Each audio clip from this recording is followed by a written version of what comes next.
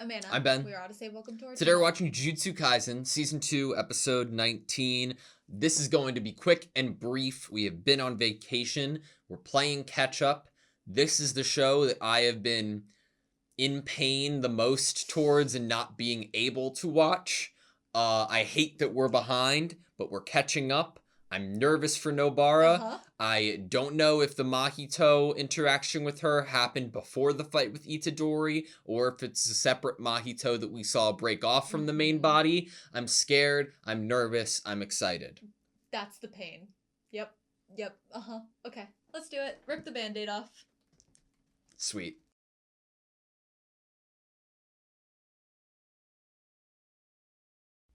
Okay, that was Jujutsu Kaisen Season 2, Episode 19.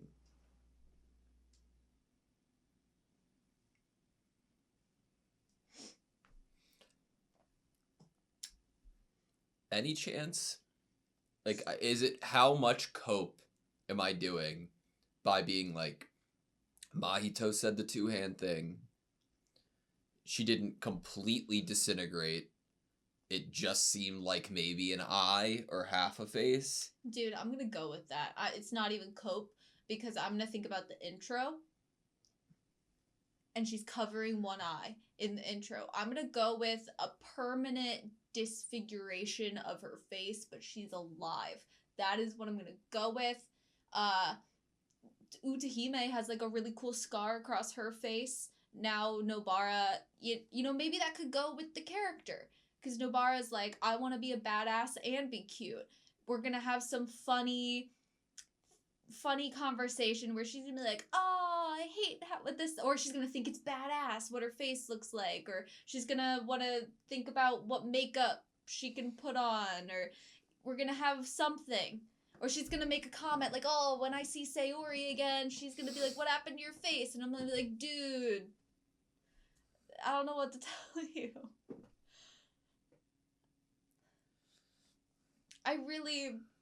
I don't want to think that it's coping to think that she could be okay. Because some characters have already died. So already I'm like, I went into this knowing that some characters should die in terms of the stakes of this series, for it to make sense or fit. You know, some of the villains die, some of the good guys die. Like, I went into it thinking that that was going to be the case. I think that dialogue from Mahito about Nanami being brought up twice. Nanami was brought up by the copy of Mahito and by Mahito in terms of fighting ability and strength. And we can go back to that conversation of Nanami obviously telling Nobara not to go any further, and that he was like, you know, the bottom of who should be going further. We get Nobara going further anyway at the beginning of this episode. That's why, expectation-wise, they're telling us she shouldn't be able to survive here. What they're telling us is that she should not be able to, as far as the information that we know or the characters in universe know. But that doesn't mean it has to be the case. They've given us so many examples alluding to 1 out of the 3 dying, though. I think even with Nanami's team. Yeah. Okay. And then obviously with Gojo's team, Geto died a while ago. I don't want to... I feel like a spoiled child to be like coping so hard right now that I don't want it to be the case, or that I'm trying to convince myself or others that there could be something about her that hasn't been disclosed to us yet and that could make a world of sense. And she was sure she's dying. She was sure.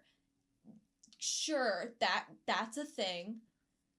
I just feel like there's no convincing me in this moment that it's a for sure death. Like, I don't think anyone, I think even watching this episode again, I am not 100% over the line, over the fence, she's dead. I didn't get the same imagery I got with Nanami, which he was literally, like, exploded. You're right. And then obviously Nanami when he was burnt, Maki when he was burnt, you know, like, there's not a clear disfiguration that's transfiguration that's shown to me, or I'd explosion. say that there is much more that goes into the she's dead bucket than she isn't. Fair. That being said, whether it's coping or not, I don't believe it. Yeah. Like, and part of it is like what you said about the comparison with Nanami. And then I think just the only other part is like, I mean, couldn't that be interesting to show us a character who thinks that they're going to die here? And then, okay, I've never actually seen that, where a character who's normally super confident and believes in their abilities has this point or moment where they feel that they are weaker here or that they are going to die here, and then something ends up even surprising them about themselves. I've never really seen that done. I think that could be really cool, because then what that opens up is an interesting conversation of, like, you are special and you always thought you were special, but, like, not actually. Like, you were just confident, you were trying to separate yourself from the villagers you grew up with. But what if you're actually special and you, like, really special in the same way, like, Itadori and Megumi are, that we talked about before getting into this episode? Like, that could be interesting to see a character realize that they really are actually special, and they underestimated themselves, and that there's information that this character didn't even know about themselves, and then we're learning it real time with them. That is an interesting place to go narratively. I think that legitimately, other than coping, the only tangible piece of evidence I have that she isn't dead is that her body is visual. Yeah, like it's only the visual. Everything else is just feeling. I mean, narratively, from Kugisaki's intro, I am going to embarrass myself, but I am saying that it's season 1, episode 3, when we first got the knowledge of Sayori, right? This bookends it. Mm-hmm. This is what would be needed narratively to kill her right now. And that sucks. But also that's messing with the expectations of the viewer, which any creative it'd be a fucking great pivot. Yeah, that's trying to subvert expectations, trying to mess with you, trying to create roller coaster emotions. This would be a really great, effective way to keep a character alive. Thank you. Welcome to listening to me. It's just more like, what if, rather than anything tangible. The visual is the only thing that I really have, and that we only saw half of the face, and it didn't turn a color. It looked very veiny. You know what it reminds me of?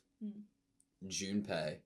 Like, you know how, like, Junpei had the scar and, like, his hair covered, like, one of his eyes? Mm-hmm. It kind of, like, vaguely just throws me back to Junpei. What the fuck is Itadori gonna do? There's a little bit of blood. There's only a little bit of blood, too. That could be, like, a broken nose-esque little bit of blood, maybe from the eyeball. Something happening with that. But everything else about her on the floor is visually as normal as you can get. I think that the amount of blood loss could still mean life. I have a question for you. Okay. How the fuck did the animators manage to do this? Like, to get me to a point that at the end of the episode, something that is extremely important to me, being the animator's health and making sure that they feel confident about a product, the way they've managed to do such a good job with what I imagine is a negative amount of time that at the end of this episode I forgot about it for a second, and I'm just so immersed in the fucking story and how, if everything wasn't as perfect as it was, not only meeting a standard this episode, but exceeding it by far in terms of animation and consistent visuals, then I would not be as immersed in and grieving as I am to this degree. Do you I think can't. that is aided by the fact that this wasn't a heavy action fighting episode? I mean, there was a lot of fighting animation in the first 7 minutes Definitely, of this episode. but I wouldn't say it was like maybe as much as like Sukuna versus Maharaga. Well, in what? In just the amount? Yeah. The amount of a fight and I agree. the landscape that's taken up by the fight. For sure, but like within that, when you have talking heads or when you have characters that are just having dialogue and there isn't an action sequence, that's when you tend to see people skimp on animation, and you can tell that they do it. They just more lean on lip flaps rather than facial expressions or character movement. All of that is still, in its own right, a lot of work for an animator if you want to go that extra mile, and it gave the impression every second of this episode that they did. Like, every expression that they made on Kid Nobara, and every single scene that we got with Fumi, it was all phenomenal and great. It wasn't like the crazy action set pieces that we've been seeing, but there wasn't a second this episode that like took me out of it, and I just don't know how that's possible. It happened. There were a lot of sequences in the first third of the episode that were absolutely breathtaking, between the fight for between Itadori and Mahito, and then more so Nobara and Mahito. She had some crazy sequences, and I love that, like, this has nothing to do with the animation, what I'm about to say, but just what would you say? The storytelling of the fight was phenomenal. Having Nobara's ability being able to be visually seen through the other half of Mahito and be seen therefore by Itadori, and letting that but narratively, also telling Nobara something about her opponent, and telling Itadori something about he's not being alone. Like, that is perfect. I fucking adore this show. That line though, when he realized that and he's like, I'm not gonna let this be in vain, I'm not alone, that was a major signal to me that something bad was gonna happen to Nobara. Yeah, me too. Like, as dialogue, and obviously by the end of the episode, that is what it appears to have happened. Something bad has happened to Nobara. One of my favorite things about this episode was sound in terms of stepping or running or walking with Nobara. Like, in that fight with Mahito, there's this really cool sequence where she's like running along, I would say, like the top of a building or something. Yep. And the sound of her running was really nice. And it was nice because at the beginning of the episode, when she's walking into the veil, it's really nice that you're getting these like steps. And then we have the transition of entering into the veil and then seeing decimation, basically. I thought that the voice acting was phenomenal this episode. I wrote down Mahito VA. Holy shit. Like, I'd imagine it's never easy, but it's easier to have, like, okay, this is your character, he's crazy, unhinged, over the top, let loose. The ability to embrace a character so that you can stay in character when they have moments of weakness or pain or getting slammed against the wall or sounds of exasperation, that is what takes it to the next level, and that's what Mahito's voice actor did. Itadori's voice actor, the last line of the episode, Kugisaki, the tonal shift and delivery was perfect. Kugisaki's one of my favorite voices in the entire show and characters in the entire show. Really good line in terms of identifying Nobara as natural enemy other than Itadori. You're so right. I think that unfortunately also adds to the bucket of this is kind of like a perfectly written, unfortunate matchup for the end of Nobara. Yep. And that is her special, like, me coping and being like, what if there's something about her that she doesn't even know, that the viewer doesn't know, none of the other characters know. But he already identified that there is something special about her, but that doesn't mean it's special enough to defeat him. So regardless of if she's alive or not, I'm happy to say that I don't think that there's anything quote unquote special about her in the same way that there might be to Itadori's lineage and that there is to Megumi's. Mm-hmm. And I think that that's why I love her more. Like, if the easy comparison in series that everybody makes, at least in my circles, when I used to be able to talk to people about Jujutsu Kaisen, is Naruto, Sasuke, and Sakura, mm-hmm. and Nobara is the correct Sakura in, like, modern day, versions of anime. Well-written female character. But I think that's such an unfair comparison in Nobara's sake, because, like, I get the comparison, and therefore it isn't unfair, but I think that it does a disservice to the character of Nobara by pigeonholing her as just a Sakura fill, mm-hmm. right? Like, I mean it when I say that Nobara is one of my favorite characters in any anime I've ever seen, and I wish that we got more from her. One of my favorite moments of the entire first season was when she's talking to one of my just for fun favorite characters, Momo, and saying, just keep that shit to yourself. I, like, reference that all the time. And my favorite episode of season 1, which isn't that surprising, is the last episode when Nobara and Itadori simultaneously perform a Black Flash. But there's a moment in that episode that stands out to me more than the editing, like, sequence of do, mm-hmm. It's when you really get to see how fucking unhinged Nobara is. When she's realizing, this is a game of chicken, dude. This is a fucking game of chicken. I see the curse on my arm. Fuck it. She stabs herself with the nail. And she's just like you can see the look in her eye that we got to see at the beginning of this episode. I adore that. You need that going forward. Like, yeah, some of the characters have lineage that is why they're already maybe a step ahead. But you need to be, like, a little bit crazy. You need to be unhinged in that way. Like, when like, Megumi in the first season, we have, like, really great shots of him, in his domain for the first time. And we get, like you said, that time with Nobara, this really, like, unhinged, like, who cares if I go down, you're going down with me energy that is just so wild, so raw, and so strong. It's so lovable. And endearing, yes. It's like, there's something, like, the frame that I have pulled up, I'm not really sure if we're going to be able to include it into the discussion. I hope we will.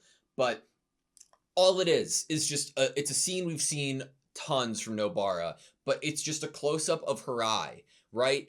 And I've never seen an expression in the way this shape of eye is drawn before. Mm-hmm. Like, it's like, there's such a rounded rectangle to the eye shape, and the blank space in her eye gives so much to that extra I'm done with this shit expression that her pupil gives. Like, it's one of my favorite things because it's something I typically wouldn't like. I like messy shit. Yeah. I like messy lines. This is composed in a way. Yeah. In that same way that Fumi was talking about how Nobara started talking refined, I think that you can see that she channels her energy effectively, is what you can see. Like, not necessarily refined being exactly the right word that, or what is happening to her. But her level of concentration and channeling of her energy and unwaveringness and composure is really impressive. I just don't want her to be gone from the story. No, I don't either. My, like, crying is fading now, and... Are you just coping more that she isn't dead at this point?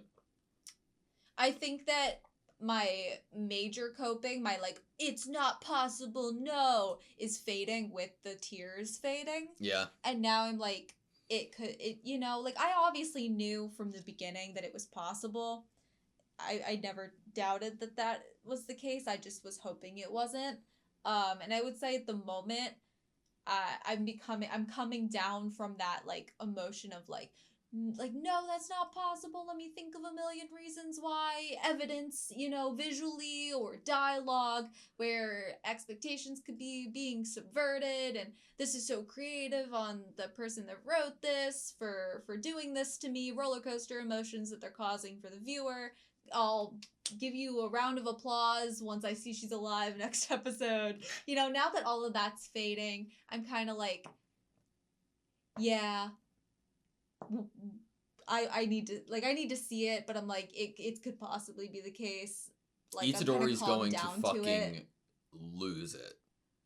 It's like you remember that like crazy silhouetted like tree looking. It definitely gave tree visuals of Itadori after Junpei was transfigured and killed. Like I imagine that, but then I'm like, I imagine the conversation with Todo later that season when he is fighting Hanami and is trying to perform a Black Flash, and then Todo's like, like smacks the shit out of Itadori and's like, brother, I know how you feel. I am also upset that these people are raining on our parade of being brothers and best friends, but you have to keep your emotions in check.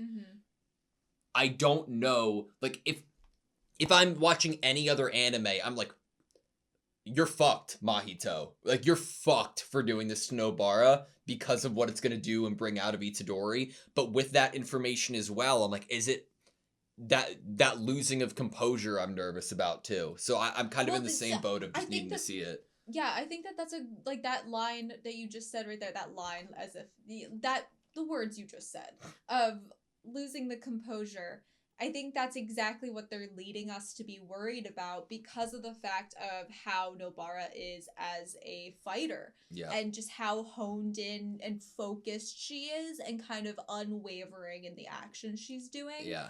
And now we have a very exceedingly emotionally compromised person who was already way too compromised. Yep. Way too you want to give them a break, or you want to give them a second because you're like, you think they're gonna break. Yep.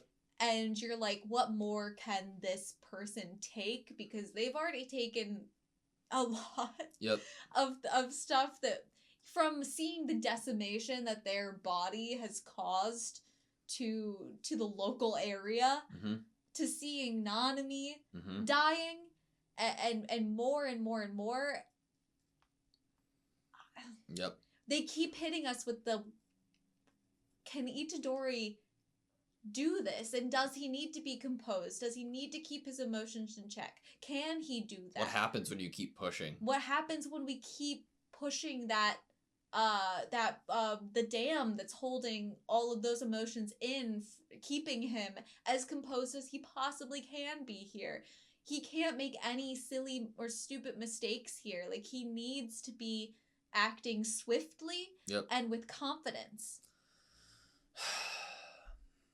Fumi can't communicate. Thank you guys so much for watching this video. Please like, comment, and subscribe, and we hope to see you next time.